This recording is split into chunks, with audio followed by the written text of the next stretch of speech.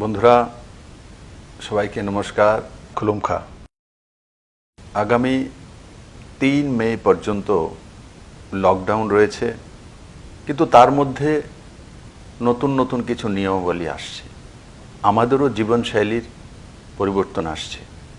ধীরে ধীরে আমরা লকডাউন থেকে বেরিয়ে নিজেদের জীবন চর্চা কিভাবে স্বাভাবিকভাবে রাখতে পারি সেই দিশাতে কেন্দ্র সরকারের দিশা নির্দেশিকা রাজ্য সরকারের কাছে এসে পৌঁছেছে।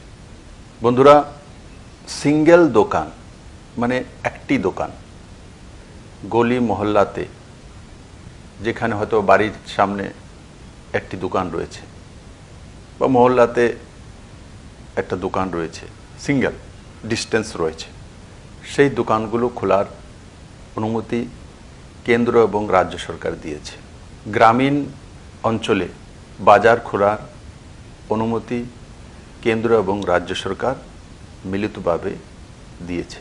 কিন্তু এটা খেয়াল রাখতে হবে, গ্রামীণ বাজার খুলব, দোকান খুলব, কিন্তু তার মধ্যে সোশ্যাল ডিস্টেন্সিংয়ের যে নিয়মাবলী রয়েছে সেগুলোকে কঠোরভাবে পালন করে নিজ নিজ দায়িত্ব আমরা সম্পূর্ণভাবে নিভাব। বন্ধুরা, সরকারের সঙ্গে সঙ্গে জনতার দায়িত্ব রয়েছে। জনতার দ্বারাই সরকার তৈরি হয়, সরকার তার বাইরে কোনো কিছুই নয়।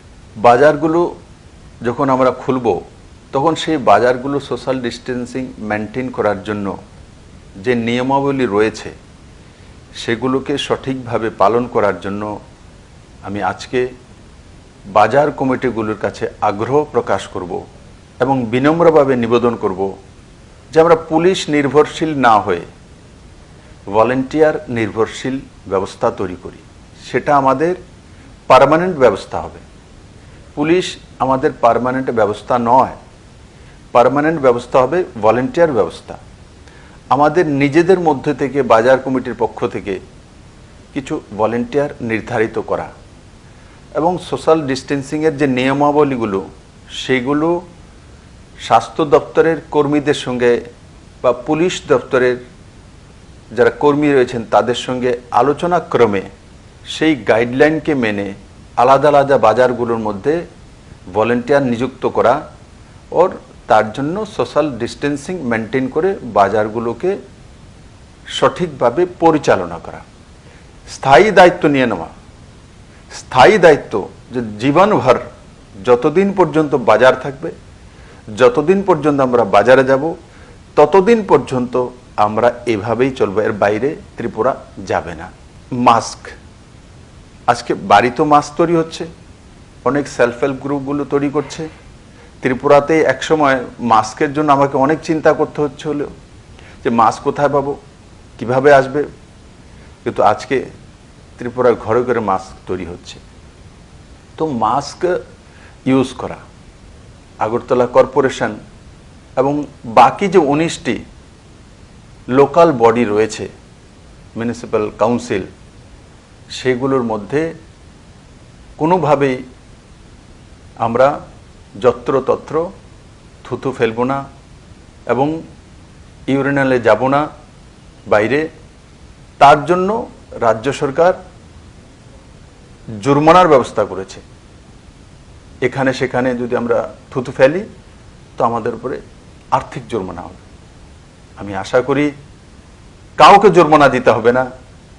আমরা সেই ব্যবস্থাকে, যেভাবে করোনাকে আমরা জয়ী হয়েছে ঠিক এই ব্যবস্থাকেও নিজের জীবনে লাগু করে দেব এবং ত্রিপুরার কোনো জায়গাতে, শুধু লোকাল বডি নয়, গ্রামে গঞ্জে কোনো প্রান্তে আমরা থুতু ফেলবো না, যত্রতত্র পেশাব করার জন্য দাঁড়াবো না। যেখানে নির্ধারিত স্থান রয়েছে সেখানেই যাব।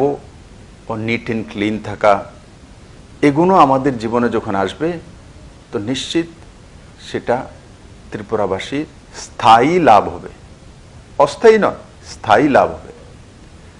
বন্ধুরা, আমরা আজ থেকে সিদ্ধান্ত করে নিই যে আমাদের বাড়ি আমাদের বাজার। আগে ভাবতাম বাড়িটা আমার, বাজারটা তো আমি যাব, চলে আসব, তারপর ওটা অন্যের। না, আজকে থেকে আমাদেরকে সিদ্ধান্ত করতে হবে, আমার বাড়ি আমার বাজার, আমাদের বাজার আমাদের পরিবার। এই বাক্যগুলো আমাদের সমাজ ব্যবস্থার মধ্যে এবং নিজের জীবনে আমরা লাগু করব। আর এগুলো লাগু করলে আপনি স্থায়ীভাবে ত্রিপুরাতে সুন্দর এক ব্যবস্থার উদাহরণ তৈরি হবে। বন্ধুরা, প্রত্যেকটি বাজারে থার্মাল স্ক্যানিং রাজ্য সরকার স্বাস্থ্য দপ্তরের মাধ্যমে তার ব্যবস্থা করবে। আর যেখানে তার ব্যবস্থা নেই, আমি আপনাদের কাছে বাজার কমিটির কাছে নিবেদন করব, পার্শ্ববর্তী যে অ্যাডমিনিস্ট্রেশনে যে অফিস বা অফিসার রয়েছেন সেই সংশ্লিষ্ট দপ্তরের তার সঙ্গে যোগাযোগ করা, আর তার সঙ্গে যোগাযোগ করে সেগুলোকে সঠিকভাবে সময়ের মধ্যে লাগু করা। বন্ধুরা, লকডাউন থেকে আমরা বেরোবো, তো আমরা আগে গিয়ে ত্রিপুরাকে কিভাবে নিয়ে যাব, কি আমাদের কাছে উপায় থাকবে? একটা উপায় তো থাকবে, তার ব্যবস্থা তো করতে হবে, আর সেটা সময়ের মধ্যে করতে হবে। সময় বলবান হয়, সময় পেরিয়ে গেলে আমরা চেষ্টা করলেও আমাদের ইকোনমিকে ধরে রাখতে পারবো না। বন্ধুরা, ত্রিপুরার সবচাইতে বড় ইনকাম যেটা হয় রাজ্য সরকারের বা রাজ্যবাসীর, সেটা হচ্ছে রাবার ইন্ডাস্ট্রি থেকে। বড় মাত্রার রাবার চাষি রয়েছে, আর প্রায় ১,৫০০ কোটি টাকা ত্রিপুরা সরকারের বাৎসরিক ইনকাম হয় রাবারের মাধ্যমে। এখন রাবার বাইরে বিক্রি হচ্ছে না, কারণ কি? এই ইন্ডাস্ট্রিগুলো হয়তোবা পাঞ্জাবে রয়েছে, তামিলনাড়ুতে রয়েছে, ওয়েস্ট বেঙ্গলে রয়েছে, মুম্বাইয়ের আশপাশে রয়েছে। তো এই ইন্ডাস্ট্রিগুলো বন্ধ হয়ে আছে, তার কারণে রাবারের চাহিদা নেই। তো রাবারের চাহিদা নেই, তো বিগত ২-২.৫ মাসে আমি দেখেছি যে ২৫০ কোটি টাকা ত্রিপুরার লোকসান হয়েছে। তাহলে ওই পয়সাটা ত্রিপুরা কোথা থেকে আনবে? যারা রাবার চাষি, সেটা রাবার শিট তৈরি করে হয়তো বাড়িতে রেখে দেবে, ৬ মাস পরে ৭ মাস পরে হয়তো বিক্রি করবে, বা যখনই রাবার ইন্ডাস্ট্রিগুলো যেখানে প্রয়োজন যাবে। কিন্তু এখন তো নয়। তাহলে সবচাইতে বড় ইনকাম যেটা আমাদের, সেটা যদি বন্ধ হয়, তার অল্টারনেটিভ কি? কোথা থেকে আনব? তার ব্যবস্থা কি রয়েছে? কিন্তু আপনাদের সহযোগিতা চাই।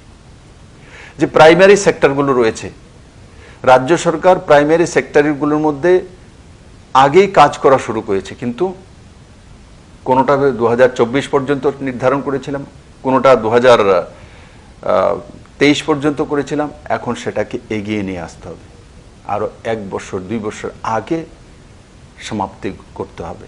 তার জন্য আপনাদের পূর্ণ সহযোগিতা চাই। প্রাইমারি সেক্টরগুলো কি আছে? যেমন পোলট্রিতে স্বয়ংসম্পূর্ণ করা, তার মধ্যে সময় লাগে না, ৬ মাসের মধ্যে আমরা এগুলোকে এস্টাবলিশ করতে পারি। রাজ্য সরকার আগে থেকে তার মধ্যে স্কিম নিয়ে রেখেছে। ৫০ কোটি টাকার উপরে ডিম কেনার জন্য বাইরের রাজ্যেতে ত্রিপুরার পয়সা চলে যায়, সেটাকে রোখা। যারা এই পোলট্রির বিজনেসের মধ্যে রয়েছেন, আমি ভাই বন্ধুদের বোনেদের বলবো, আপনারা দ্বিগুণা নিজেদের বিজনেস তৈরি করুন, তার জন্য লোন নিন। তার জন্য রাজ্য এবং কেন্দ্র সরকারি যে যোজনাগুলি আছে সেগুলোকে লাগু করুন। সাবসিডাইজ লোন রয়েছে মহিলাদের জন্য, SC STদের জন্য, সেগুলোকে লাগু করুন। হয়তোবা অনেক সময় বলা হয় যে আমি তো লোন নেওয়ার জন্য গিয়েছি, অনেক অসুবিধা হচ্ছে, দিচ্ছে না, আমি তো মন্ত্রীর বাড়িতে গিয়েছি, আমি MLA বাড়িতে গিয়েছি। বন্ধু, যেখানে কঠিনাই আছে, কঠিন বিষয় আছে, সেখানেই সাকসেসফুল আছে। সহজতর ব্যবস্থার মধ্যে সাকসেস নেই। সাকসেস যেখানে কঠিনাই আসে, তারপরেই সাকসেস আসে।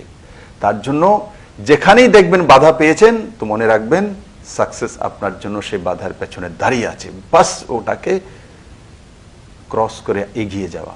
আর এগিয়ে যাওয়ার জন্য মাধ্যমগুলো রয়েছে, এই মাধ্যমগুলোকে অতিক্রম করে যেতে হবে, তবেই তো আপনি সাকসেসফুল ব্যক্তি হবেন।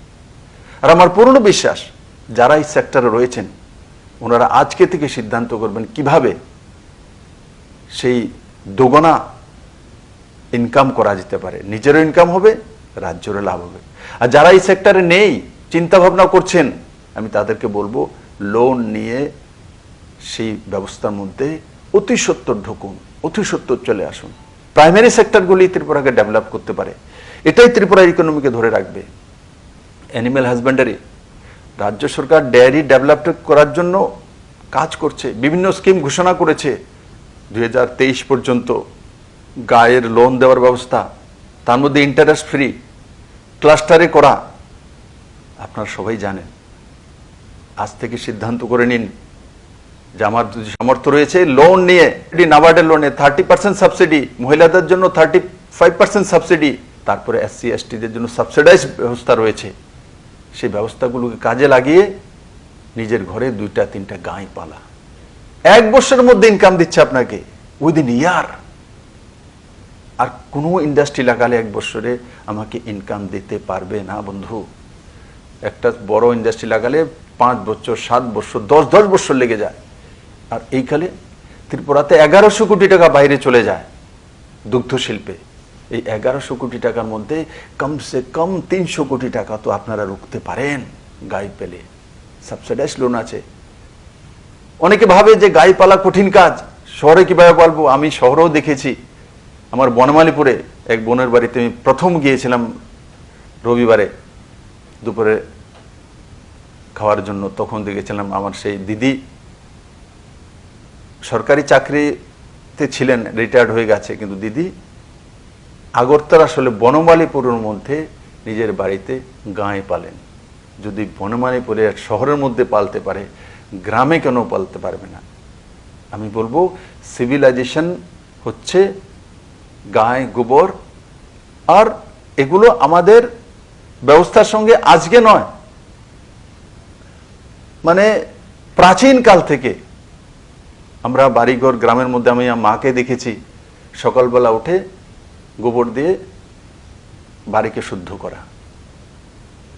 তো এগুলো আমাদের ব্যবস্থার মধ্যে রয়েছে। তারপর ধূপধনা দেওয়ার জন্য গোবরের, শুকনো গোবরের সেগুলোকে ইউজ করা হতো। তাই বন্ধুরা,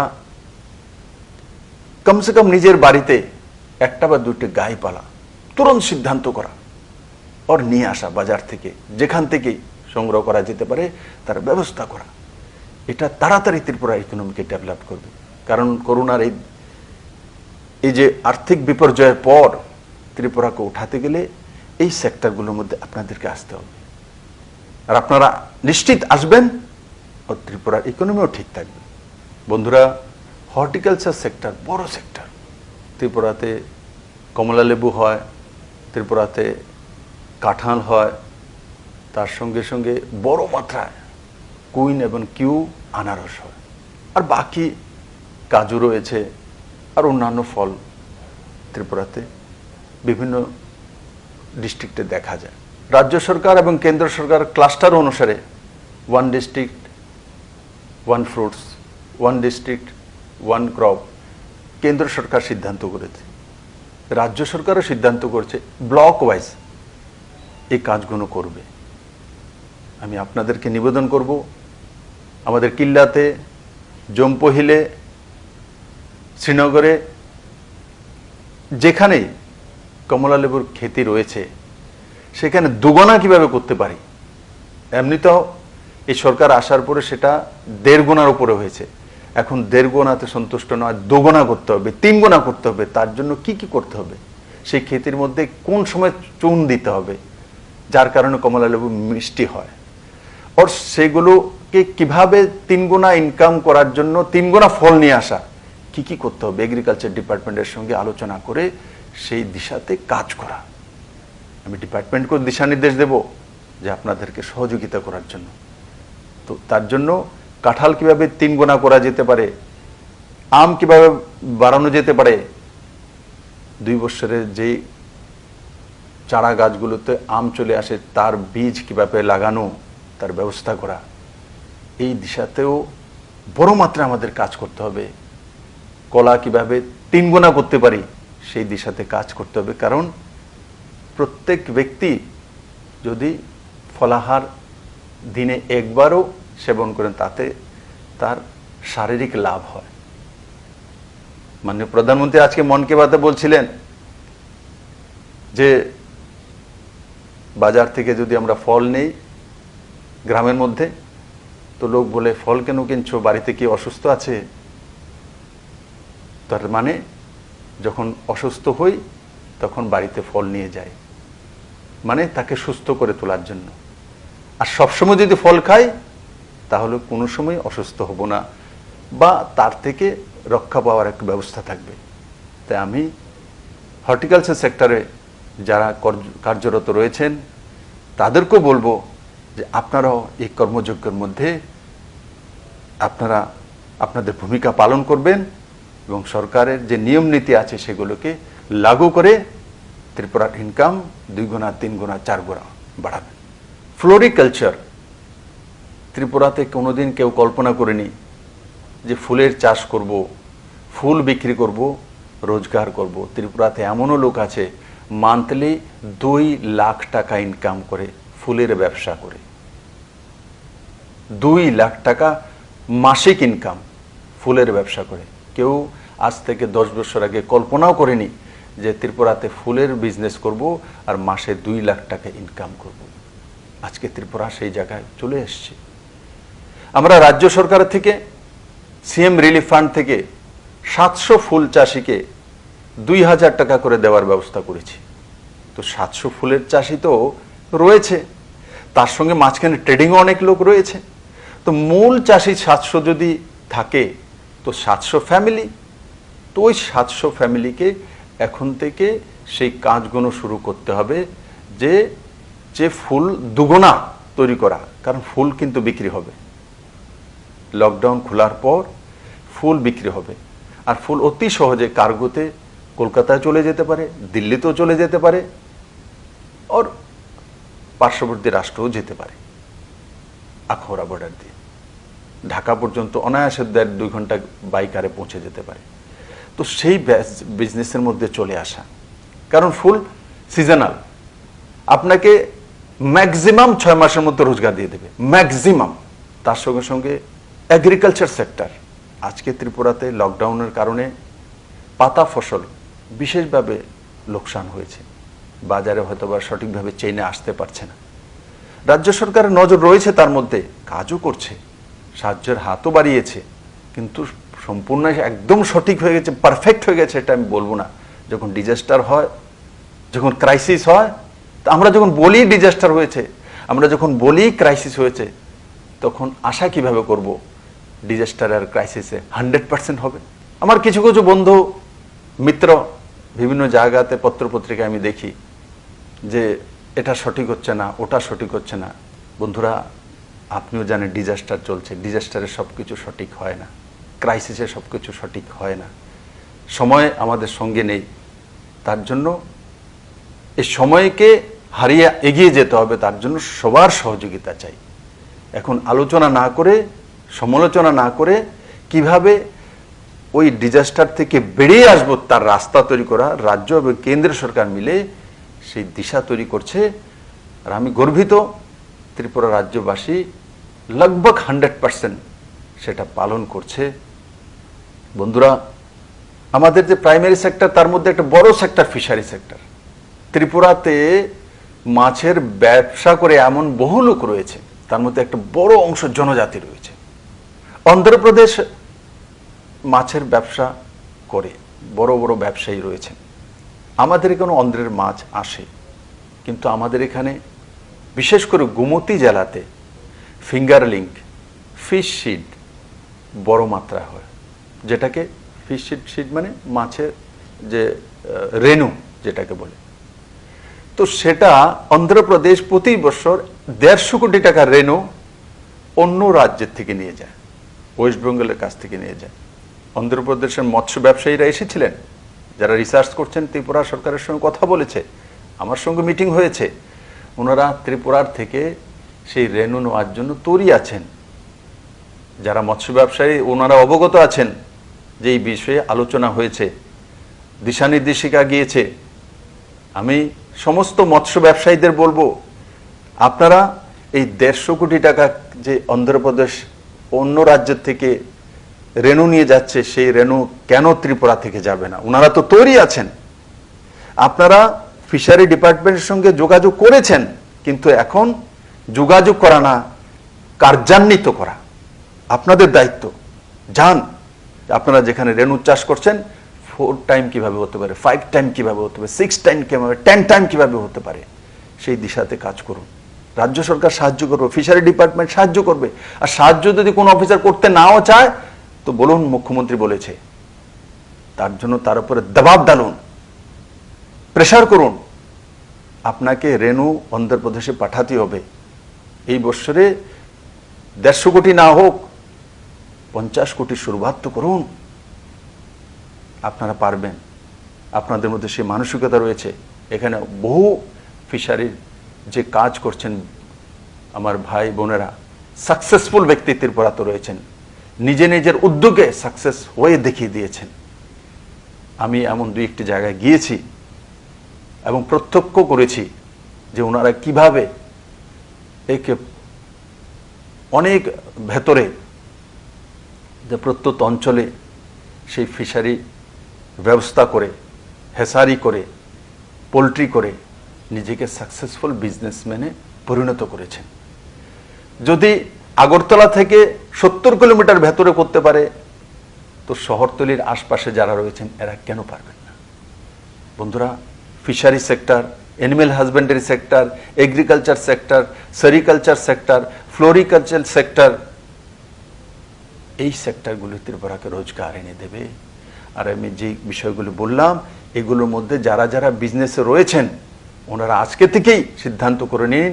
মাননীয় প্রধানমন্ত্রী বলতে কৃষকদের আয় দুগুণা, আমি বলবো দুগুণা নয়, যারা এই সেক্টরে রয়েছে আমার ত্রিপুরাবাসী, ত্রিপুরার কৃষকরা, ত্রিপুরার নজওয়ানরা, ত্রিপুরার বোনেরা, ত্রিপুরার বুজুর্গরা, ওনারা দুগুণা নয়, আমরা 10 গুণা করে দেখাতে পারবো। ত্রিপুরার মধ্যে সে তাকত রয়েছে। আর আমি বিশ্বাস করি লকডাউন থেকে একদিকে বেরোবো তো বেরোনোর পরে খালি হাতে বেরোবো না। ত্রিপুরা শ্রী মায়ের পুণ্যভূমি ত্রিপুরা